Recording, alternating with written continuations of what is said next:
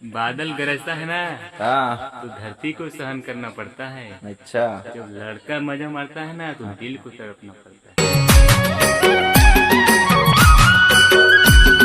Hello संगी संगवारी मन के जय जोहार करे थी हमन रामधारी ब्लॉक में तुमका स्वागत है। तो हमारे काका है एक चुटकुला सुना है।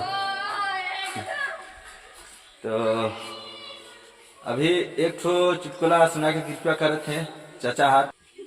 कि राम राज में दूध मिले तो कृष्ण राज में घी, और कांग्रेस में दारू मिले तो चावल बेच के पी। और सुरता में नींद नहीं आते ना, तो मैं यहाँ खटिया में छटपटाता हूँ। तुला देखे भी न मुनाकी तरसे ना, तो धीरे धीरे रात बीता।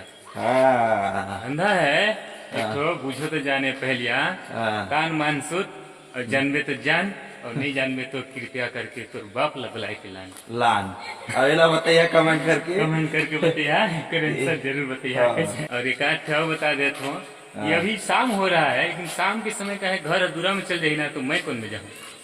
एक ठो है कंचा खावे तो काली, पाकल खावे तो छाली, अगर मोर धंधा नहीं जाने तो आज घर से निकाली। बादल गरजता है ना, तो धरती को सहन करना पड़ता है। अच्छा। जब लड़का मजा मारता है ना, तो दिल को तड़पना पड़ता है। वाह वाह वाह, क्या शायरी है, बताइएगा।